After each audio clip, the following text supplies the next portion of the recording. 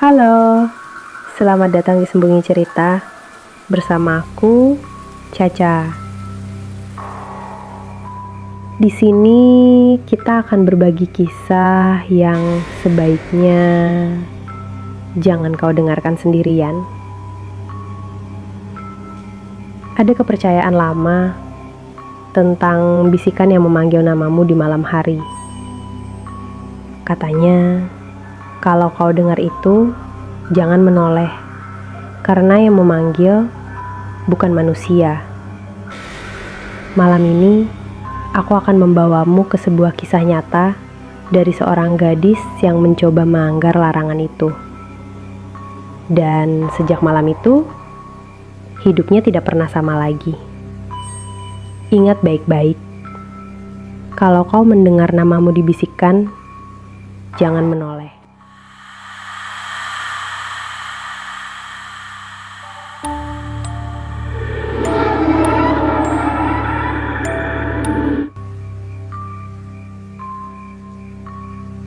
Namanya Rani, seorang siswi SMA dari sebuah desa kecil di Jawa Tengah. Malam itu, sekitar pukul 10:30, dia baru pulang dari rumah temannya. Habis belajar kelompok untuk ujian. Jalan desa gelap, hanya diterangi lampu minyak di beberapa rumah jauh di belakang. Angin malam menusuk kulit, dan suara jangkrik terdengar bersahut-sahutan. Rani menunduk, mempercepat langkah. Dia ingat betul pesan neneknya dulu. Kalau ada yang memanggil namamu di malam hari, jangan dijawab, jangan menoleh. Awalnya dia pikir itu cuma mitos. Tapi malam itu, dia akan tahu sendiri kebenarannya. Baru beberapa menit berjalan. Tiba-tiba, sebuah suara lirih terdengar. Rani. Dia berhenti seketika. Jantungnya berdegup kencang. Suara itu jelas, tepat di belakang telinganya. Padahal, dia tahu tidak ada siapa-siapa. Perlahan, dia memaksa kakinya untuk melanjutkan langkah. Itu cuma perasaan. Itu cuma angin, pikirnya.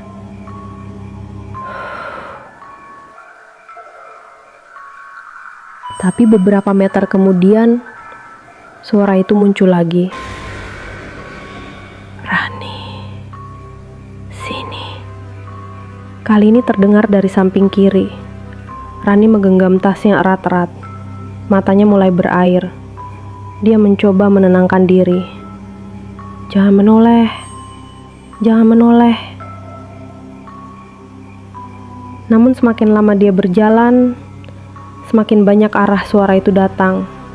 Dari kanan, dari belakang, dari kejauhan, bahkan dari atas pepohonan. Suara-suara itu semuanya memanggil namanya dengan nada yang sama. Pelan, lembut, tapi menusuk.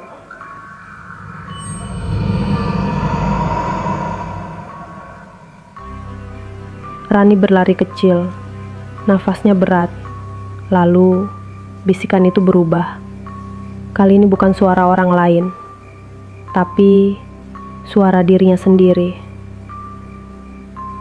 Rani, ayo lihat aku. Seolah-olah dirinya sendiri sedang berbisik ke telinganya. Langkahnya goyah. Dia hampir menoleh, tapi segera menunduk. Air matanya jatuh.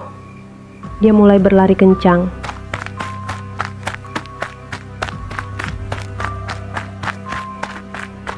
Tapi anehnya, semakin dia berlari, jalan desa terasa semakin panjang, seperti tidak ada ujungnya. Dan pada akhirnya, Rani tidak tahan. Dia menoleh.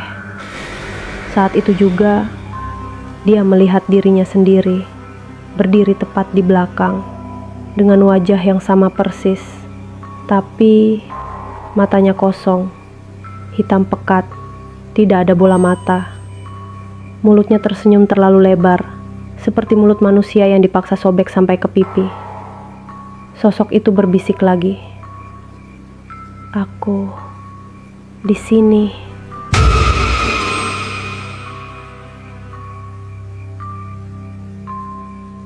Sebelum Rani sempat menjerit, sosok itu melompat, menembus masuk ke tubuhnya.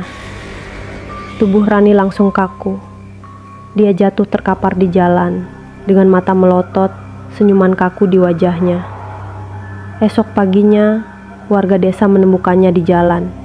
Tubuhnya masih hidup, nafasnya normal, tapi matanya kosong, dan dia tidak pernah bicara lagi. Kadang, di malam tertentu, orang-orang mendengar suara Rani berjalan sendirian.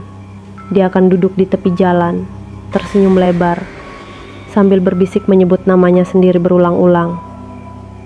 Rani, Rani, Rani.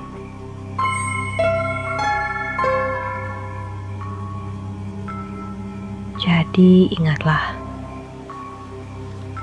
kalau suatu malam kau mendengar namamu dipanggil dengan bisikan, jangan menoleh, karena yang kau lihat mungkin bukan orang lain, tapi dirimu sendiri.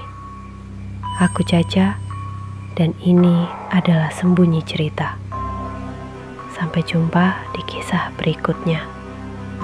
Kalau kau masih berani mendengarkan dalam gelap.